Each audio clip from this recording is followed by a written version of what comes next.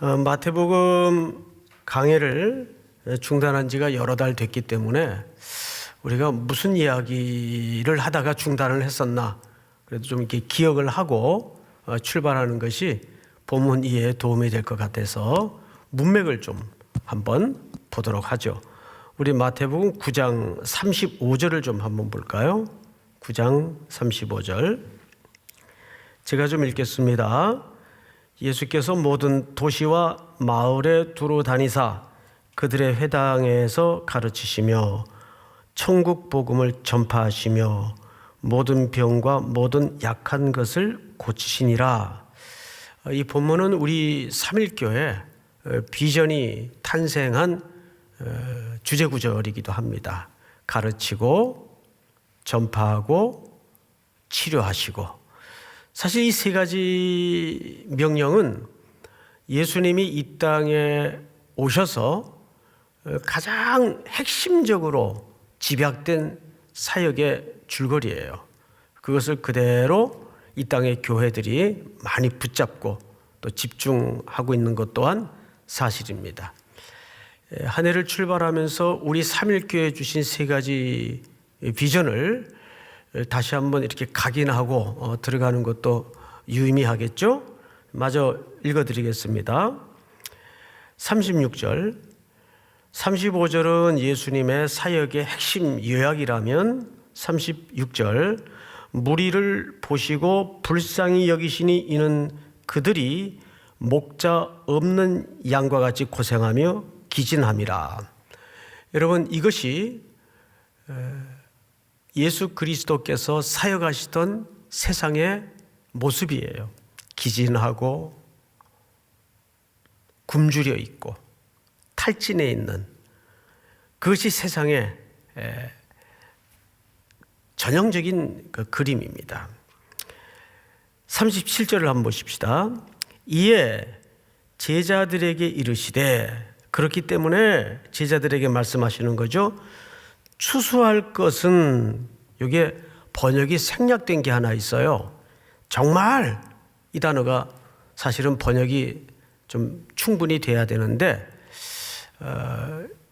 이게 어떻게 이제 생략이 됐습니다. 근데 원문에 보면 정말이라는 단어가 정확히 있습니다.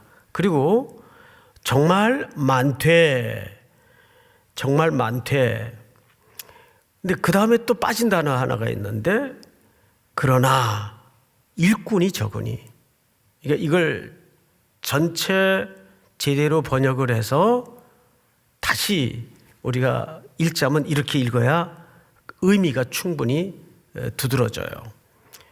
이에 제자들에게 이르시되 추수할 것은 정말 많되 그러나 일꾼이 적으니 그러므로 추수하는 주인에게 청하여 추수할 일꾼들을 보내 주소서 하라.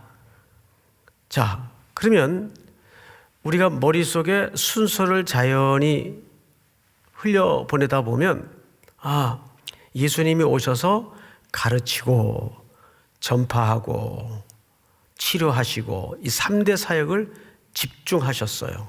왜 그러셔야만 했는가?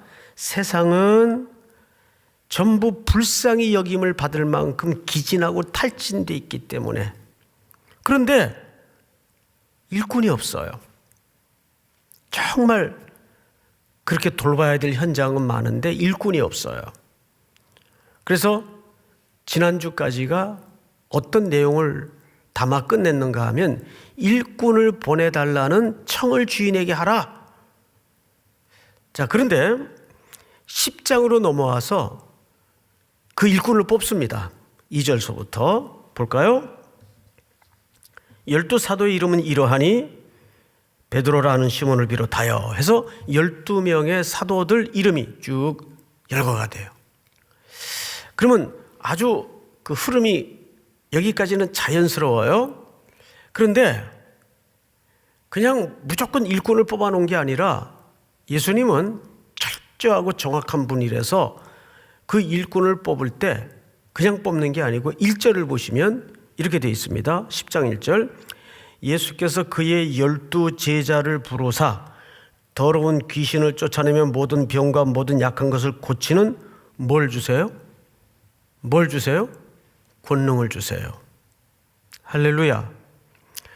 올 한 해도 우리 성도들에게 어떤 미션을 맡기고 사명을 주시고 소명으로 부르실 때, 또 여러분들의 마음에 소원을 담아 주실 때 그냥 소원을 주시고 그냥 사명을 주시고 그냥 부르시는 게 아니라 예수님께서는 뭘 주세요? 권능을 허락해 주시는 줄을 믿습니다. 그렇게 주님은 권능을 주셨어요. 그러면 이제 그렇게 뽑혀진 사도들이 어떤 내용을 예수님에게로부터 부탁받는가? 그것이 한 해를 출발하는 우리 모두가 들어야 될 이야기입니다. 여러분, 그거야 뭐 2000년 전에 12제자, 즉 사도들에게 한 얘기지 2000년이 흘러버린 오늘 우리에게 무슨 연관이 있나? 정말 그럴까요? 이 12제자들은 12사도입니다. 이 사도들에게 사명과 권능을 주셨어요. 그럼 이 12사도는 뭐의 기초가 되었죠? 훗날? 교회의 기초가 되었어요. 머리는 예수 그리스도시고 그 몸을 이루는 교회의 기초 역할을 한 사람들이 이 12사도예요. 그렇다면 오늘날 그 교회는 누굽니까? 머리 대신 그리스도를 중심으로 우리 성도님들이 바로 교회입니다.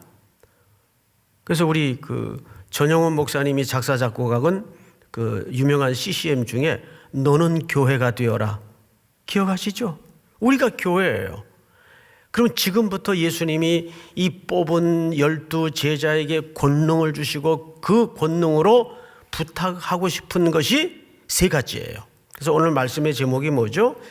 새길을 출발하는 성도들의 세 가지 자세, 세 가지 태도. 과연 한 해를 이렇게 출발하면서 우리 삼일교회 성도들에게, 이 땅의 성도들에게 예수님은 무슨 부탁을 하셨을까? 그거를 세 가지 단계로 우리가 한번 살펴보도록 하겠습니다. 첫 번째, 우리 7절, 8절을 한번 볼까요? 7절, 8절.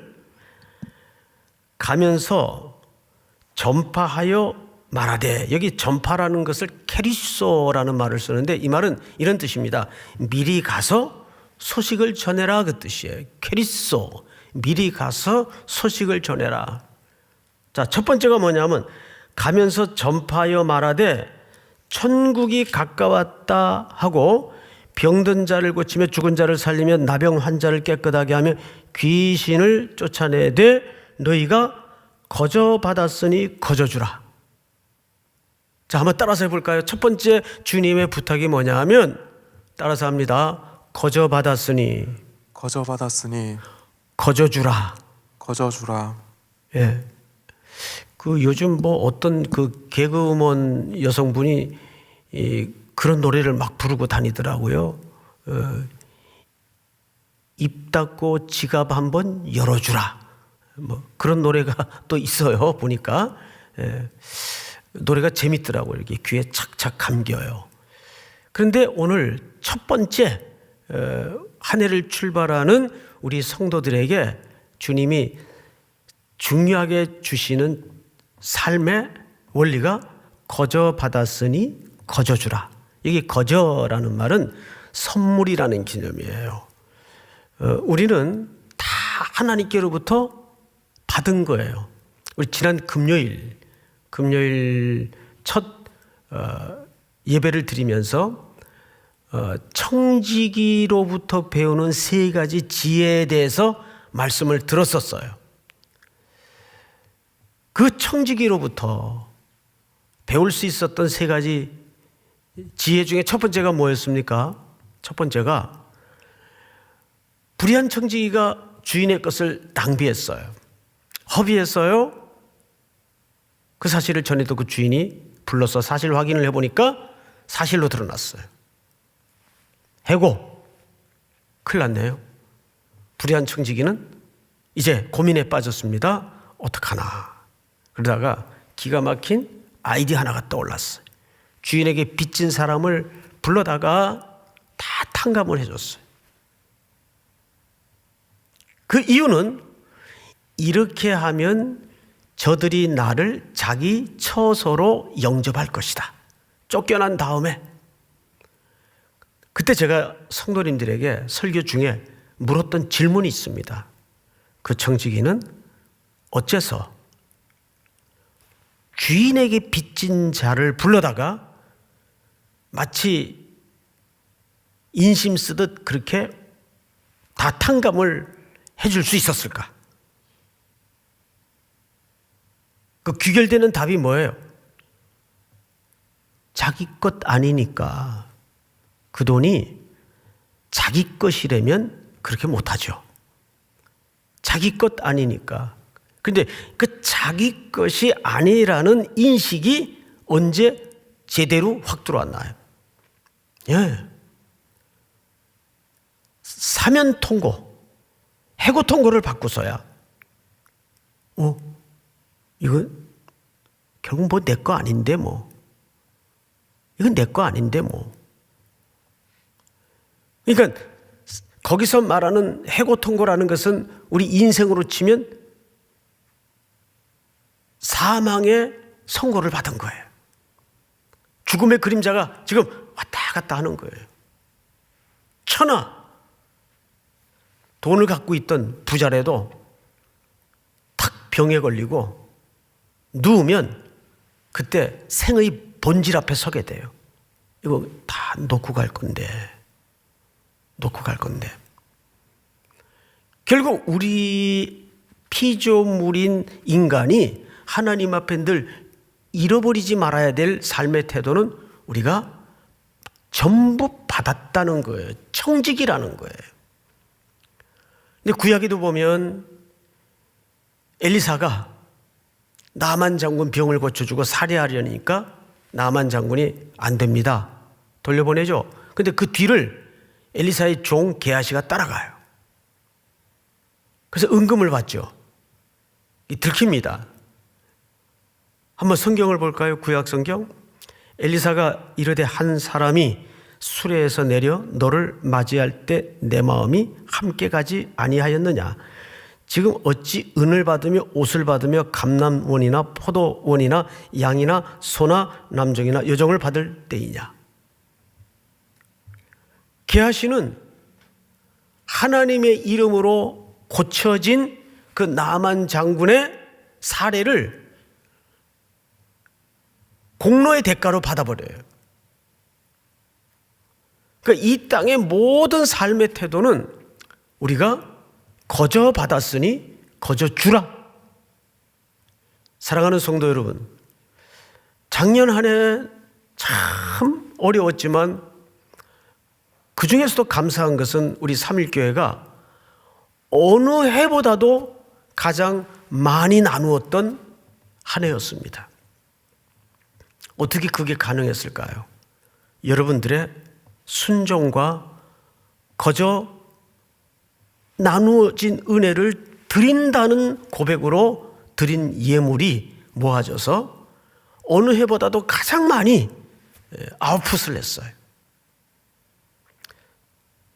성도 여러분, 2021년은 우리 모든 성도들의 일상 속에 어느 해보다도 더 많이 나누어주는, 난 나눌 게 없는데, 여러분 나눌 게 없는 사람은 없어요. 제가 엊그제 참 감동적인 얘기를 들었어요. 부인은 82세, 할아버지는 89세. 근데 두 분 다 코로나가 걸렸어요. 할아버지는 좀 위독해요. 그런데 이 할머니는 그렇게 증세가 이제 위독하진 않은데 요양병원에 입원이 돼 있는데 병원이 너무 더럽더래요. 지저분하고. 그래서 할머니가 간호사분에게 찾아가서 컴플레인을 했대요. 아니 아무리 그래도 그렇지 병원이 이 꼬라지가 이게 뭐냐고 왜 이렇게 더럽냐고 그랬더니 간호사가 아주 미안한 표정을 지으시면서 할머니 너무 죄송해요. 너무너무 일손이 부족하고 일손이 없어요. 그러니까 지금 의료진들이 안팎으로 3겹 4겹 고생을 하고 있어요. 가만히 누워있는데 할머니가 그 소리를 듣고 와서 가만히 누워있는데 안 되겠더래요. 이렇게 인력이 딸리고 병원은 청소도 제대로 안 되고 환자들만 계신 데인데 그래도 그중에 몸 형편이 나은 내가 이 병원 청소를 좀 해야 되겠다. 환자가. 그래서 그 다음에 아침에 일찍이 일어나가지고 병원을 돌아다니면서 다 청소를 한 거예요. 그러고 나니까 음식도 잘 먹히고 기분도 좋아지고 그러니 친구들하고 전화로 대화를 하신 거예요. 여러분, 나눌 게 없는 사람은 없어요. 우리가 돈이 없다고 나눌 게 없는 게 아니에요. 뭐든지 마음만 있고 뜻이 있다면 또 내가 좀 이렇게 탁월한 음악적 소질이 없어도 이럴 때 좀 찬양이라도 나누고 싶다. 그러면 신청을 하세요. 우리 특성은 오디션이 없어요. 그냥 자원하는 기쁨이 최고의 기쁨입니다. 뭐든지 나눌 수 있어요. 믿습니까? 금년에는 어떤 형편 상황 속에서도 나눌 걸 찾아서 거저 받았으니 거저주는 풍성한 한 해로 달려가기를 축복합니다. 두 번째가 뭐냐면 우리 9절 10절을 보십시다. 9절 10절 좀 어렵습니다. 너희 전대에 금이나 은이나 동을 가지지 말고 여행을 위하여 배낭이나 두부롯이나 신이나 지팡이를 가지지 말라. 이는 일꾼이 자기 먹을 것을 받는 것이 마땅함이라. 자, 앞을 보십시다. 다 가지지 말래요. 지팡이도 가지지 말고 신도 가지지 말고 다 가지지 말래요. 이 말씀이 갖는 본질이 뭘까요? 여러분, 따라서 합니다. 오직 주만 바라보라. 이 본문이 갖는 의미는 오직 주만 바라보라. 여러분, 그런데 이 기사를 마태도 기록을 했고 누가도 기록을 했고 마가도 기록을 했어요. 근데 마태와 누가는 관점이 같아요. 근데 마가복음을 보면 마가복음을 한번 우리 같이 봅시다. 자막을 통해서 12제자를 불러서 둘씩 보내시며 더러운 귀신을 제어하는 권능을 주시고 명하시되 여행을 위하여 지팡이 외에는 그랬어요. 지팡이도가 아니에요. 지팡이 외에는 양식이나 배낭이나 전대의 돈이나 아무것도 가지지 말며 신만 신고, 여기 신을 신으라 그랬어요. 두 벌 옷도 입지 말라 하시고. 자, 마태와 누가의 기록과 마가의 기록이 달라요. 마태와 누가는 신도 가지지 말고 두 벌 옷도 가지지 말고 지팡이도 가지지 말라 그랬어요. 근데 마가는 지팡이 외는 그랬어요. 외는 이라는 말, 지팡이를 갖지 말라는 말입니까? 지팡이를 가지라는 얘기입니까? 이건 지팡이를 가지라는 얘기거든요. 또 신만 신고 그랬어요. 왜 이렇게 같은 본문처럼 보이는데 표현이 다를까요? 이것이 그 학자들 간에 아직까지도 논란이 많은 그 본문적 갈등이에요. 여기에는 관점이 다르다는 걸 좀 이해하실 필요가 있습니다. 마가복음은 어디 모티브를 사용했는가 하면 출애굽기 모티브를 사용한 거예요. 출애굽기 12장 11절을 한번 볼까요? 그들이 홍해를 떠나기 전에, 애굽을 떠나기 전에 유월절 식사를 하죠. 너희는 그것을 이렇게 먹을지니 허리에 띠를 띠고 발에 신을 신고 손에 뭘 잡으라고 돼 있어요? 지팡이를 잡고. 이것은 어딘가를 향해서 새롭게 출발하는 나그네 모습이에요. 마가는 이 관점을 사용한 겁니다. 그러니까 새로운 출애굽. 그리고 나서 마가복음의 스토리를 읽어보면 바로 뒤에 오병이어의 기적의 역사가, 들판에서 백성들을 배불리 먹이시던 오병이어의 기적의 역사가 연출되고 있죠. 그래서 마가는 출애굽기 모티브로 설명을 한 거예요. 새로운 출애굽. 다시 말해 이 제자들이 가야 되는 세상은 애굽의 가치와 애굽의 속박과 애굽의 철학에 묶여서 불쌍히 여김을 받을 수밖에 없는 그 백성들을 구원하기 위한 걸음으로서의 설명이에요. 그러면 마태와 누가는 왜 이것조차 가지지 말라 그랬을까요? 그 글을 쓰던 상황이 달라요. 마태와 누가는 그 당시에 견유학파라고 있습니다. 그 중에 대표적인 유명한 인물이 디오게네스. 잘 아시죠? 그 디오게네스가 견유학파인데 그 당시에는 거리에 이렇게 지팡이를 잡고 전대를 메고 돌아다니는 철학자들이 많았어요. 그들은 청중이 모인 수에 따라서 철학 강연을 한 다음에 돈을 받고 그리고 지팡이를 짚고 다녔어요. 예수님이 마태를 통해서 누가를 통해서 지팡이도 갖지 말라는 말에 진의는 그런 사람들과 가치적으로 오해 소지가 있을까 봐. 그 당시 사회적 맥락 때문에 지팡이도 가지지 말라고 설명을 드린 거예요.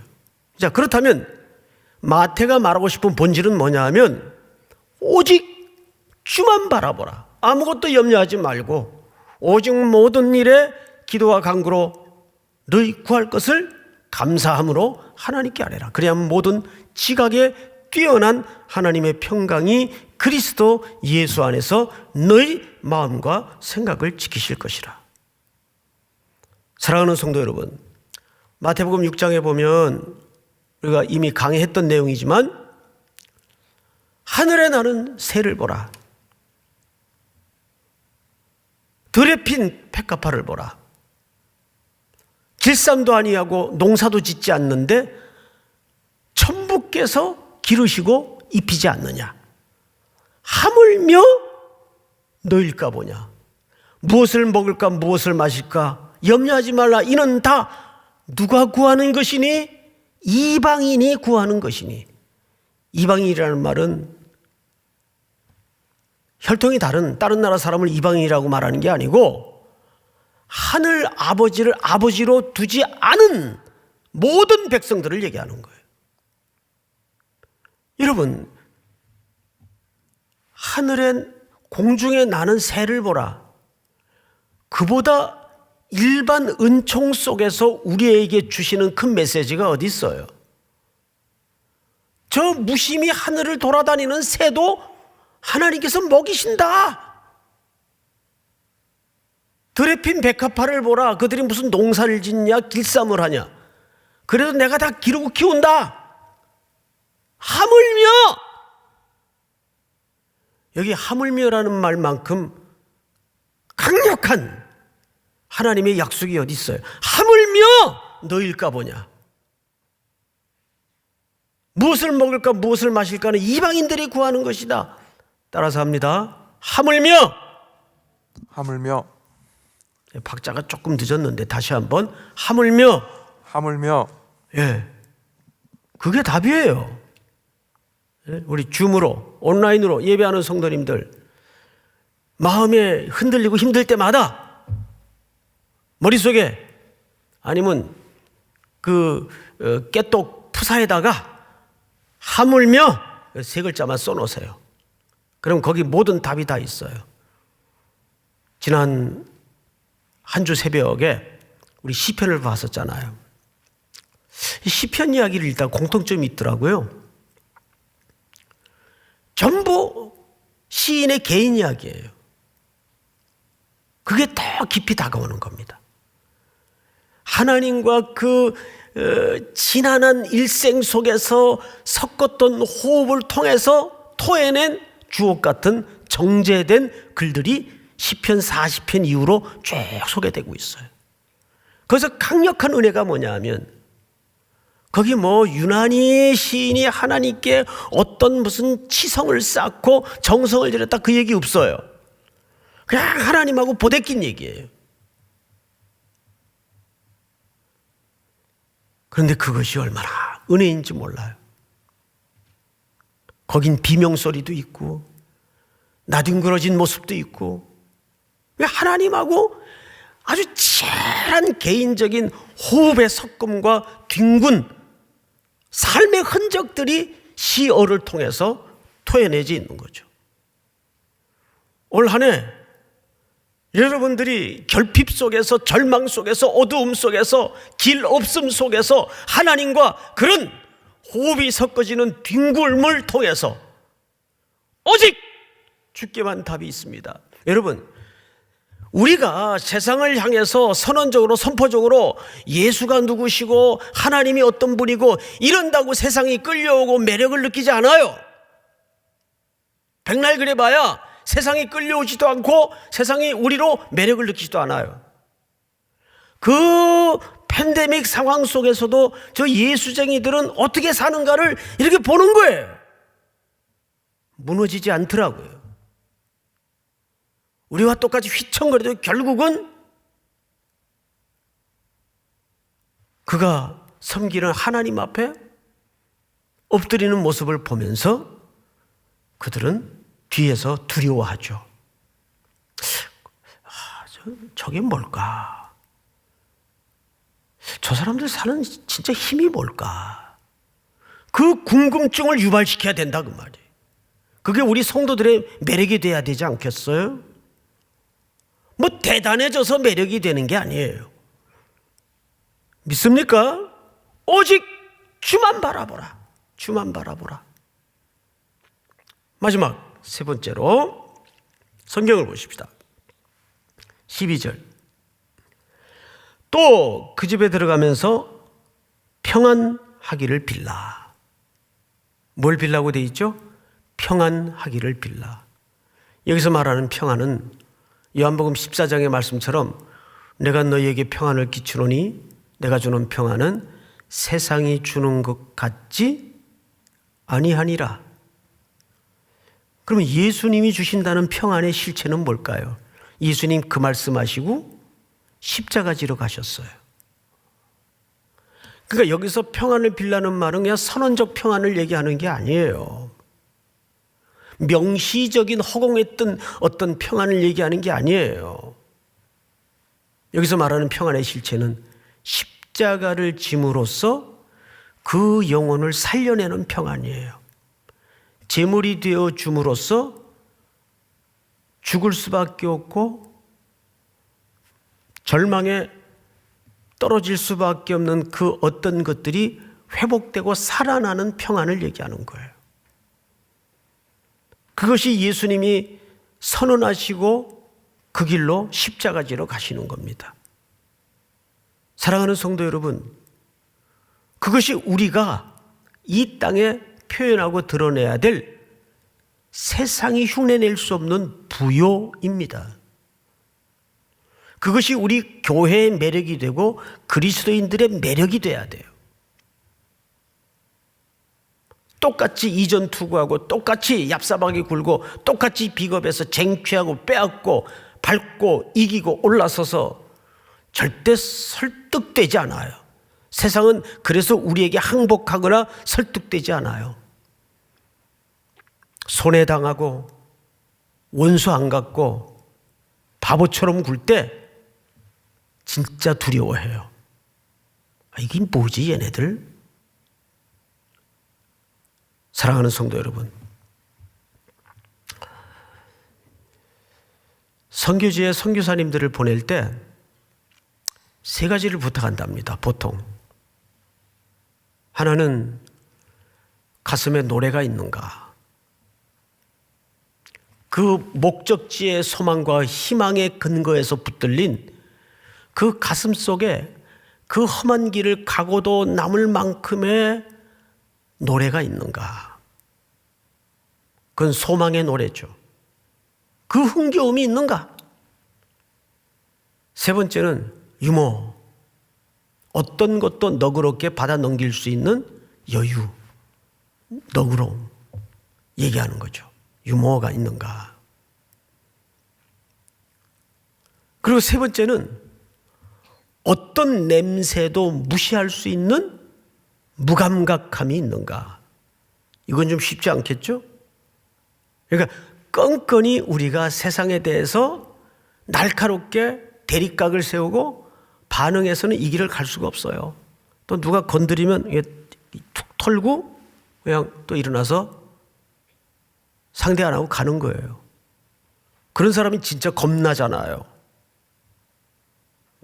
그런데 누가 건드리면 냥거리면서 왜 날 건드려? 날 뭘로 보고? 이러고 이제 대꾸하다 보면, 반응하다 보면 어떻게 이 멀고 길고 험한 길을, 이 순례길을 갈 수가 있겠습니까? 제가 일부 예배 마치고 났더니 우리 청년 담당 진장 목사님이 그림 하나를 보내셨어요.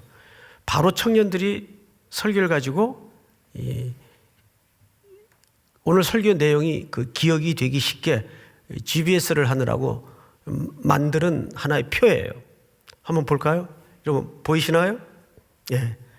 기빙, 주다. 거저 받았으니 거저 주라. 여기 좋죠? 그 다음에 봄, 누구만 바라보라? 오직 주님만 바라보라. 봄. 저는 한국말입니다. 예. 그 다음에 뭘 빌라? 평안을 빌라. 이 이니셜을 따면 GBS. 기억되기 쉽죠? 예. 올 한 해 우리의 GBS는 삶으로서 순종에 걸어가는 복된 한 해의 순례길이 될 수 있기를 주님의 이름으로 축복합니다. 우리 가정에서 예배드리지만 또 현장에서 예배드리지만 다 일어나서 파송의 노래, 여러분 아시죠?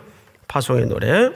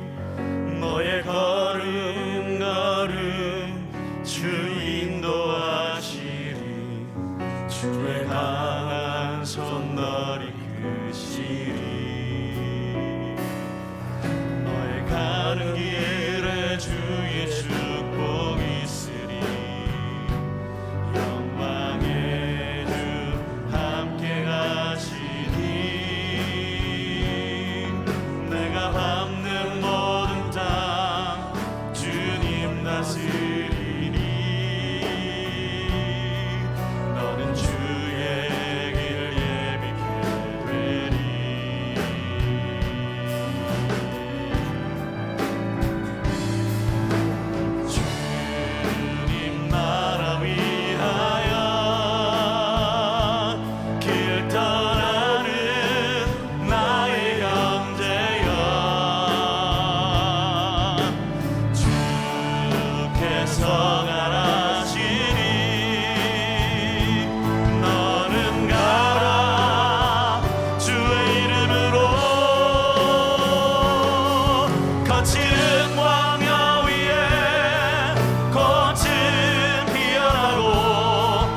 세상은 내 안에서 주님의 영광 보리라.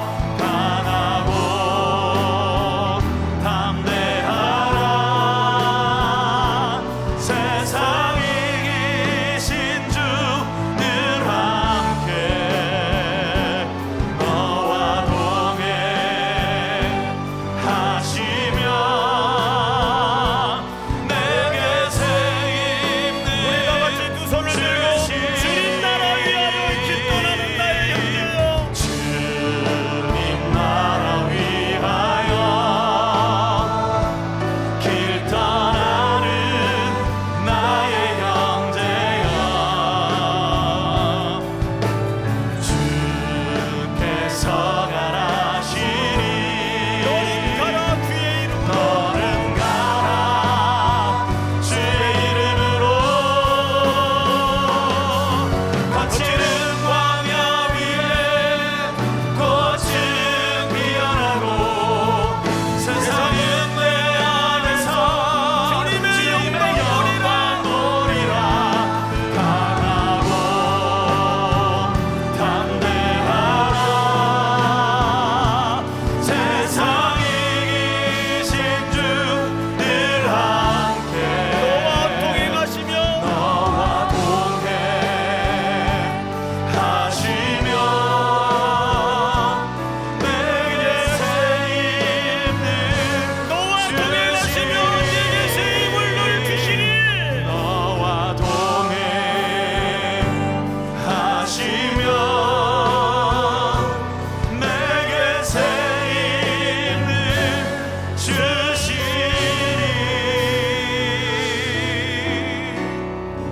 우리 머리 숙여 한번 기도합시다.